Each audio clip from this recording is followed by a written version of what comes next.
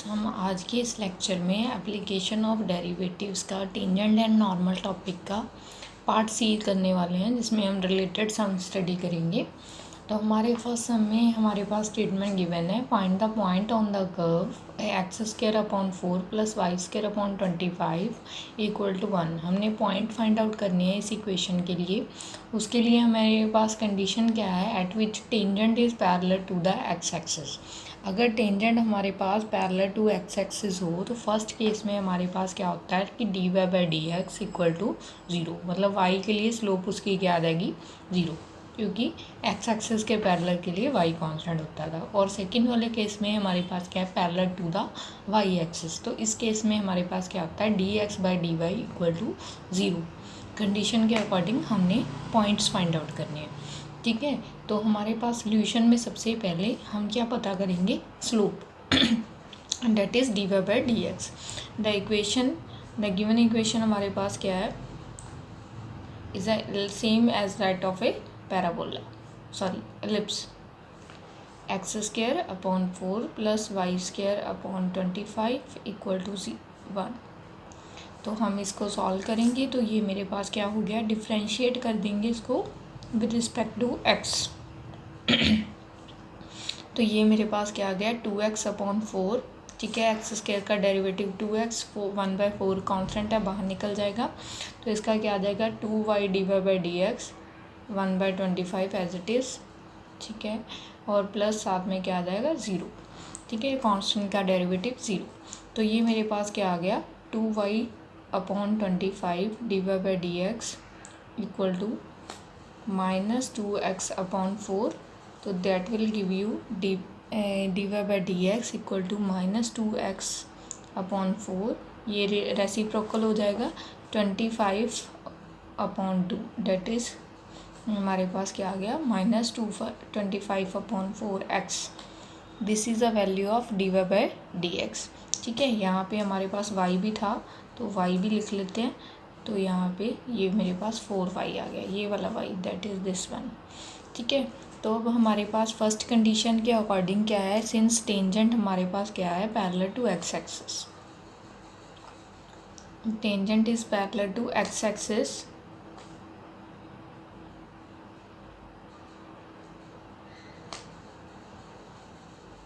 that means that by dx equal to 0, ठीक है, which further implies that 25x upon 4y equal to 0। अगर इससे हम solve करें तो ये हमें क्या दे देगा, x इक्वल टू 0, बिकॉज ये डिनोमिनेटर है, 0 मल्टीप्लाई समथिंग 0 आ जाएगा। तो इट मीन्स हमारे पास x कितना आ गया, 0। तो पुट कर लेते हैं x इक्वल टू 0, जो हमारे पास स्टेटमेंट गिवन थे, ठीक है। क्या थी हमारे पास, एक्स स्क्वायर, जैसे मैंने बताया एलिप्स की इक्वेशन थी, x square plus 4 plus y square upon 25 equal to 1 थी। तो यहाँ पे 0 भर लेते हैं। तो ये मेरे पास क्या आ गया, y square upon 25 equal to 1। तो वाई स्क्वायर इक्वल टू, ये तो 0 ही हो गया, अपॉन 25 इक्वल टू 1। तो वाई मेरे पास क्या आ गया, वाई स्क्वायर मेरे पास आ गया 25, तो वाई क्या आ गया, +-5, ठीक है। तो मेरे पास पॉइंट्स क्या बन गए यहाँ पे, टेंजेंट्स के केस में एक बार 5 के साथ 0, ठीक है, सॉरी 0 के साथ 5, क्योंकि x की वैल्यू 0 थी मेरे पास, तो y की वैल्यू 5 है। और दूसरा क्या बन गया, 0 के साथ -5। और सेकंड इक्वेशन मेरे पास क्या थी कि मैंने क्या लेना है, dx by d y equal to 0, ठीक है। बिकॉज हमारे पास क्या है, टेंजेंट क्या है, पैरेलल टू y एक्सिस, ठीक है। तो मैंने उसमें बताया था आपको स्टार्टिंग की इंट्रोडक्शन में कि दैट इज़ उस केस में नॉर्मल की स्लोप हमारे पास 0 आ जाती है। तो इट मीन्स हम क्या करेंगे, d x by d y, उसको हमने रेसिप्रोकल करके ले लिया, जो हमने ऊपर स्लोप निकाली थी 0। तो यहाँ से हमारे पास y कितना कैलकुलेट हुआ, 0। तो इसको हम अगर पुट कर देंगे, हमारी जो स्टैंडर्ड गिवन इक्वेशन थी, ठीक है, तो उसके अकॉर्डिंग हमारे पास ये क्या आ जाएगा, x square upon 4 plus 0 upon 25 equal to 1, that is x square upon 4 equal to 1। It will give us x square equal to 4, that is x equal to +-2। Therefore points हमारे पास क्या आ गया, ठीक है। जो हमने फाइंड आउट करने के लिए उसने पॉइंट ही बोला था, एक बार 2 के साथ 0 और एक बार -2 के साथ 0। These are the points of, जब हमारे पास एक टेंजेंट जो है वो पैरेलल क्या हो वाई एक्सिस के, और ये वाले पॉइंट्स क्या थे जब टेंजेंट हमारे पास पैरेलल हो एक्स एक्सिस की। अब नेक्स्ट सम में यहाँ पे हमें दो कर्व्स गिवन है बच्चे। एक prove that the curve x equal to y square and x y equal to k cut at right angle, कि राइट एंगल के ऊपर कट कर रहे हैं, ठीक है। तो यहाँ पे हमने ये कंडीशन प्रूव करनी है कि अगर ये राइट एंगल के ऊपर कट करें, मतलब इनकी जब स्लोप है उनका प्रोडक्ट अगर -1 आए, तो उनकी जो कंडीशन होगी वो ये वाली कंडीशन सेटिस्फाइड करेगी, मतलब कि ये वाली कंडीशन सेटिस्फाइड करके ही राइट एंगल आता है, वाइस वर्सा दोनों ट्रू है, ठीक है। तो हमारे पास ये दोनों कर्व जो हैं गिवन जो हैं वो कट कर रही हैं। तो सबसे पहले हम इन दोनों का पॉइंट, कटिंग वाला point that is point of intersection calculate करते हैं, ठीक है। द इक्वेशन ऑफ कर्व्स वो कैसे फाइंड आउट करते हैं हम, कि एक इक्वेशन से वैल्यू फाइंड आउट करेंगे, उसको पुट कर देंगे सेकेंड वाली इक्वेशन पे, ठीक है। एक्स वाई इक्वल टू के, तो मैंने क्या किया, फर्स्ट वाली इक्वेशन से या सेकेंड वाली इक्वेशन से एक्स की वैल्यू पुट एक्स फ्रॉम 1 इन 2, ठीक है। ये किसके लिए कर रहे हैं, for the point of intersection. किसी भी इक्वेशंस में जब हमने उनका इंटरसेक्टिंग पॉइंट की कहाँ पे वो टच कर रही हैं तो वो फाइंड आउट करना हो तो इस ऐसे ही करते हैं, ठीक है। किसी भी चैप्टर में या किसी भी सम में हम ऐसे फाइंड आउट करते हैं। तो एक्स की वैल्यू क्या है, वाई स्क्वायर, तो मैंने यहाँ पे पुट कर दी Y square into Y equal to के, तो वाई की क्यूब मेरे पास क्या आ गई के, और then this implies y is equal to k 1/3, ठीक है। अब इसको किसी भी इक्वेशन में पुट कर लेते हैं लाइक सब्स्टिट्यूशन मेथड, ठीक है। तो मेरे पास x क्या आ गया, ठीक है, y की स्क्वायर थी तो ये क्या हो गया k 1/3 की स्क्वायर, दैट इज़ x हमारे पास क्या आ गया k 2/3।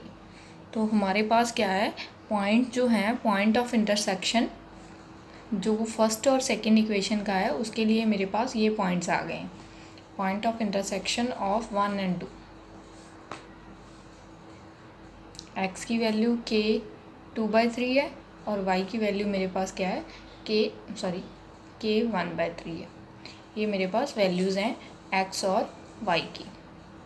अब हमने क्या फाइंड आउट करना था कि ये जो कट कर रही हैं वो कटिंग वाला मैंने पॉइंट देख लिया। अब मैंने क्या प्रूव करना है कि ये राइट एंगल के ऊपर कट कर रही हैं जब ये वाली कंडीशन सेटिस्फाइड हो।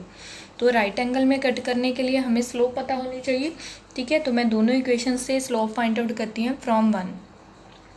तो मेरे पास ये था x is equal to y square. तो यहाँ से अगर मैं देखूँ डिफ्रेंशिएट करने पे, on differentiation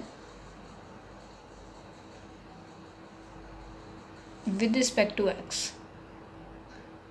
it will give us 2y dy/dx, ठीक है। तो एट पॉइंट हमारे पास क्या था, एट k 2/3 k 1/3 हमारे पास ये पॉइंट क्या आ जाएगा, उसके ऊपर हमारे पास 2 × y की वैल्यू पुट कर दी मैंने, k 1/3 थी, ठीक है, dy/dx। तो मेरे पास dy/dx क्या आ गया, dy/dx equal to 1/2 k 1/3, this is called slope, ठीक है। डिफ्रेंशिएट करने के बाद इसको मैंने सिंबल से डिनोट कर दिया, that is this is called m।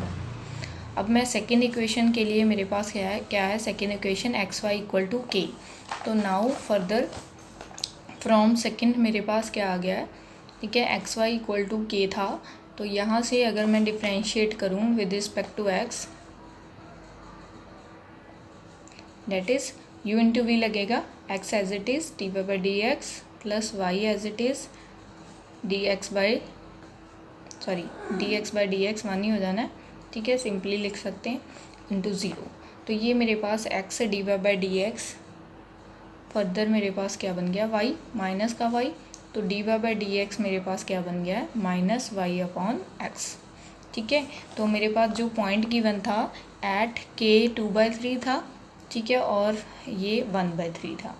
तो ये मेरे पास dy/dx जिसको मैं m2 के साथ डिनोट करूँगी, तो ये मेरे पास क्या बन गया है, y की वैल्यू पुट कर दी k की 1/3 और x की वैल्यू पुट कर दी k की 2/3, ठीक है। इसको हम ऊपर ले जाके सॉल्व भी कर सकते हैं, ठीक है, डेट इज़ ये मेरे पास क्या बन गया -k, नीचे पावर बड़ी है नीचे ले आते हैं, k की 2/3 माइनस 1/3। तो ये मेरे पास क्या बन गया, ठीक है, क्योंकि हम चेंज कर रहे हैं, नीचे लेके आ रहे हैं, जब अबव पावर ले जाते होते हैं तो पावर जो है वो माइनस में हो जाती है, प्लस में हो माइनस में या तो प्लस में। मैंने डिनोमिनेटर में पावर ज़्यादा थी तो इसलिए मैंने नीचे ले आई। तो ये मेरे पास टर्म क्या होगी, मतलब मैं डिनोमिनेटर में ले आई तो ये मेरे पास k 1/3 बन गया। तो जैसे मर्जी हम सॉल्व कर सकते हैं। ये मेरे पास है m2 की वैल्यू। अब उसने क्या बोला था कि ये जो कर्व्स हैं वो राइट एंगल के ऊपर टच कर रही हैं, ठीक है। तो कर्व्स 1 और 2 जो हैं वो टच करेंगी, touch eight right angle only if, ठीक है, जब उसकी कंडीशन को सेटिस्फाइड करेंगी। दैट इज़ राइट एंगल को ऑर्थोगोनल वर्ड भी कई जगह बोला जाता है, ठीक है, दैट इज़ ऑर्थोगोनल, ठीक है। इफ़ एंड इफ़ हमारे पास m1 m2 इक्वल टू -1, मतलब किसी सम में अगर आपको बोला जाए कि these are equation prove that these are cutting orthogonally, मतलब आपने राइट एंगल वाली कंडीशन लगानी है। तो मेरे पास अगर मैं m1 की वैल्यू देखूं तो वो मेरे पास थी 1/2k की 1/3, और ये मेरे पास क्या है -1/k की 1/3, m2 की value equal to -1, that is 1/2k की पावर बेस सेम है तो पावर ऐड हो जाती होती है। तो ये क्या मेरे पास क्या बन गई 2/3 इंटू -1, ठीक है, ये भी -1 है ये वाला, ठीक है। तो यहाँ पे ये मेरे पास माइनस और माइनस कैंसिल हो गए, 1 इक्वल टू 2k 2/3 हो गया, ठीक है। दिस इम्प्लाइज अगर मैंने इस 2/3 को रिमूव करना है तो मैं क्या कर लेती हूँ, taking cube on both sides. तो ये मेरे पास टर्म क्या बन जाएगी, that is 1 equal to 8, cube करने पे ये क्यूब 2/3 और 2 कैंसिल आउट हो जाएंगे। तो 8k² इक्वल टू 1 के ऊपर ही यही प्रूव करना था कि अगर ये इसको टच कर रहे हैं तो इफ़ एंड ओनली इफ़ ये कंडीशन होगी, ठीक है, इफ़ के अकॉर्डिंग ये होगी और इफ़ के अकॉर्डिंग ये होगी और इफ़ के अकॉर्डिंग ये होगी, तो ये कंडीशन होगी तो ही ये राइट एंगल के ऊपर टच कर रहे हैं, ठीक है। तो यही प्रूव करना था हमने, तो that is the sum complete हो गया हमारे पास।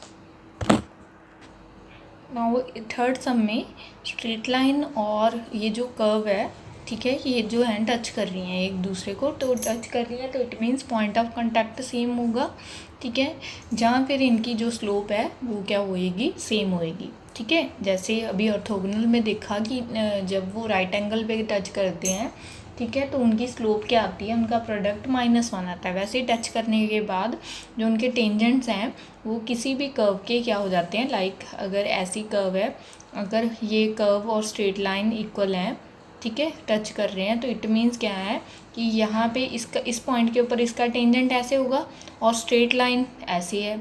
अगर ये दोनों आपस में टच कर जाएं तो इट मीन्स क्या होगा, इस कर्व इसका टेंजेंट तो ये कर्व का टेंजेंट था, इट मीन्स ये जो लाइन है इसके ऊपर लाई कर रही है, इट मीन्स यहीं पे होगी, ठीक है। तो स्ट्रेट लाइन अगर इसके पैरेलल नहीं है, इसको टच कर रही है, तो इट मीन्स क्या है कि ये जो स्ट्रेट लाइन है it lies above on this tangent.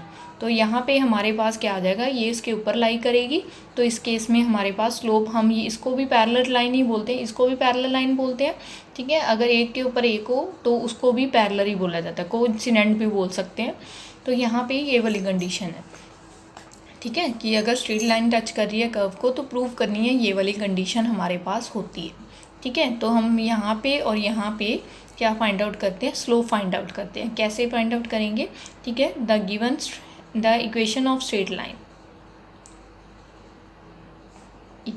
Straight line, ठीक है, मतलब मैं क्या करूँगी, पहले से और दूसरे से स्लोप फाइंड आउट करूँगी और उससे पॉइंट ऑफ कांटेक्ट बाद में फाइंड आउट करना है वैसे भी कर सकते हो, और अदरवाइज कंडीशन प्रूव हो जाएगी वहाँ से, ठीक है, जो हमने प्रूव करना है। तो यहाँ पे मेरे पास इक्वेशन ऑफ स्ट्रेट लाइन ऐसी थी, x cos alpha plus y sin alpha equal to p, differentiate with respect to x, that will give us cos alpha constant है, x का डेरिवेटिव 1 आ गया, प्लस sin अल्फ़ा कांस्टेंट है, y का derivative dy/dx आ गया, p का derivative 0। तो यहाँ से मेरे पास dy/dx किसके इक्वल आ गया, cos अल्फ़ा इधर minus sine cos alpha, sin alpha इधर आके डिवाइड में चला जाएगा। स्टेप बाय स्टेप भी कर सकते हैं, ठीक है। इसको मैं लेट कर रही हूँ, that is the m1 slope, ठीक है। नाउ हमारे पास क्या है, इक्वेशन ऑफ कर्व क्या है, curve equal to x square upon A square plus y square upon b square equal to 1 है। ठीक है, तो ये मेरे पास क्या आ गया 2x upon A square plus 2y d y by d x, power आगे आ गई। ठीक है, d y by d x b square यहाँ पे ऐसे ही रहेगा इक्वल टू 0।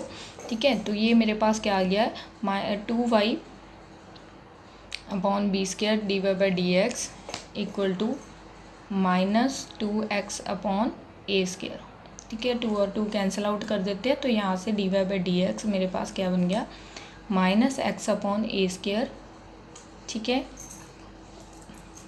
और फर्दर हमारे पास बी स्क्वायर इधर न्यूमिनेटर में, ठीक है, और y इधर डिनोमिनेटर में। ये मेरे पास बन गई है सेकेंड लाइन की इक्वेशन, स्लोप।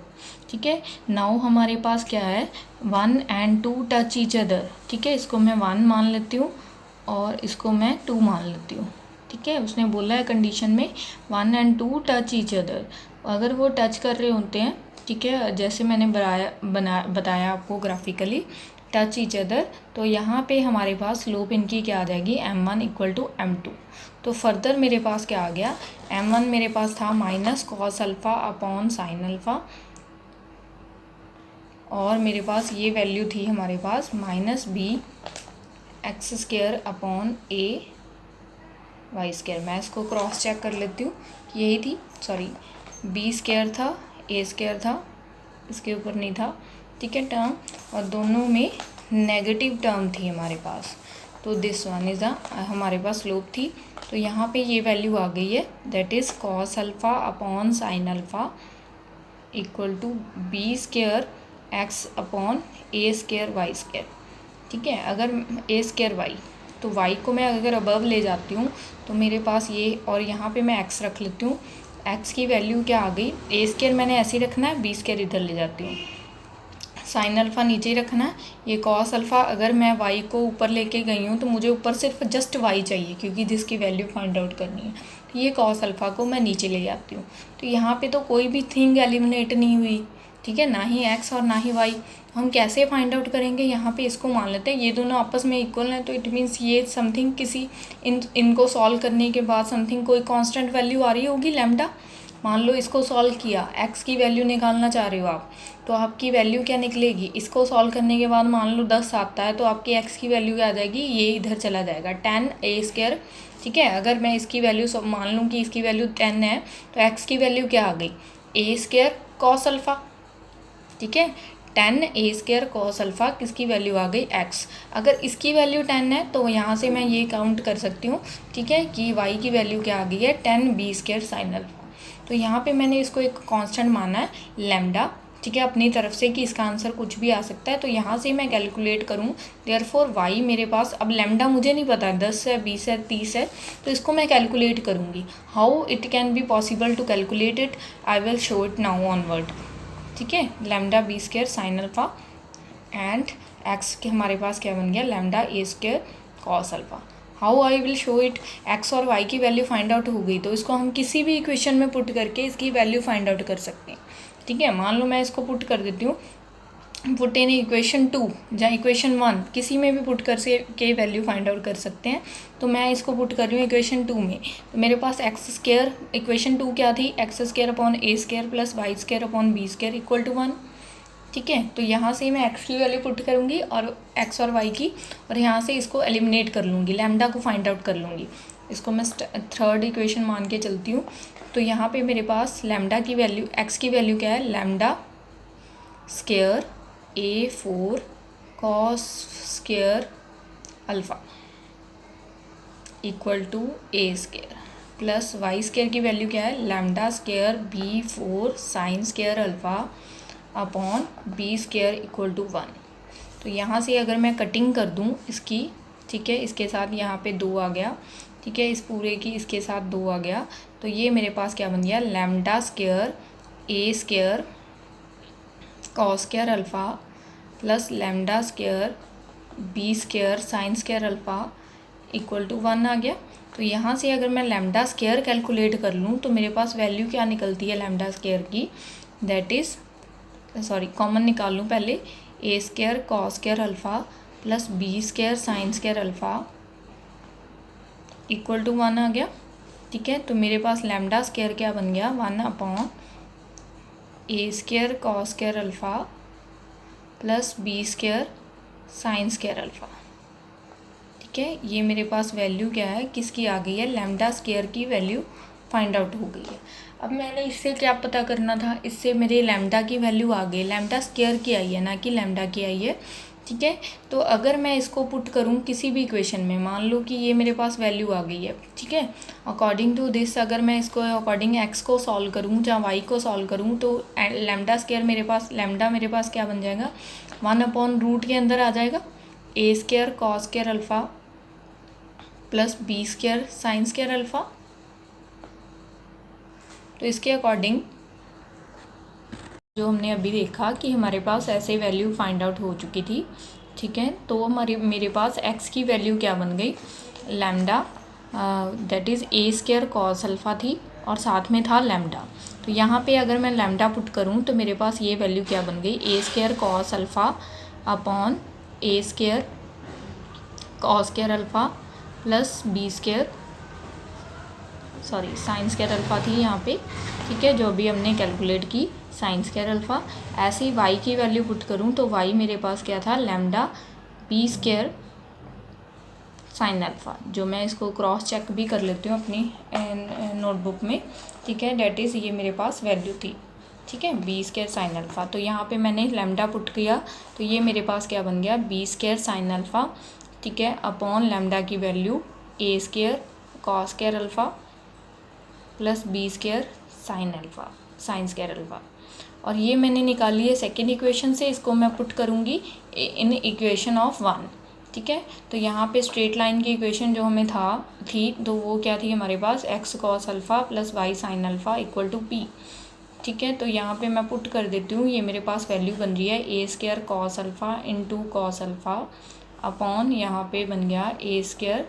आपने किसी भी एक टर्म से मैंने वैल्यू निकाल ली लैम्डा की, उसको सेकंड में लैम्डा की वैल्यू निकली तो एक्स और वाई की वैल्यू फाइंड आउट की है, ये मैंने सेकंड इक्वेशन से किया था।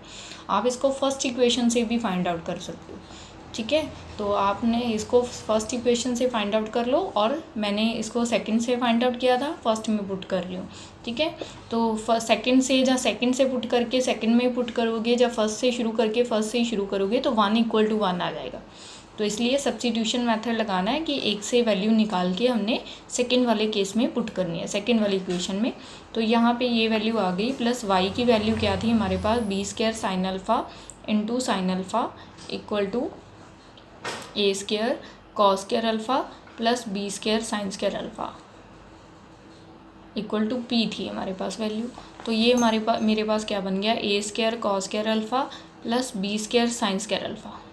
ठीक है, न्यूमिनेटर दोनों का सेम है तो मैं सेम एलसीएम ले सकती हूँ, A square cos square alpha plus B square sine square alpha. ठीक है, इक्वल टू पी। अगर मैं स्केयरिंग कर दूँ रूट ख़त्म करने के लिए, टेकिंग स्केयर, ठीक है, ऑन बोथ साइड, तो ये मेरे पास क्या बन जाएगा, ये टर्म मेरे पास स्केयर में कन्वर्ट हो जाएगी, that is p square equal to A square cos square alpha plus B square sine square alpha.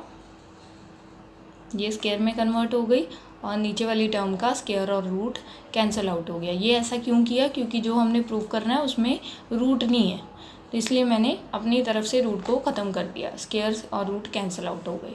और यहाँ पे मेरे पास टर्म बन गया है A square cos square alpha plus B square sine square alpha 2 times, और नीचे क्या बनी हुई है टर्म डिनोमिनेटर में, ए स्क्वायर और रूट कैंसिल होने के बाद A square cos square alpha plus B square sine square alpha 1 time equal to P square. तो ये पूरी टर्म एक बार कैंसिल हो जाती है इसके साथ, तो हमारे पास ये प्रूफ हो गया, A square cos square alpha plus B square sine square alpha, ठीक है, इक्वल टू पी।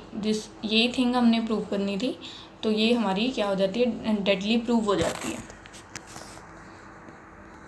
तो इसके साथ ही हमारी टेंजेंट नॉर्मल का ये लास्ट लेक्चर था। अब हमारा नेक्स्ट लेक्चर अगले टॉपिक के ऊपर होगा।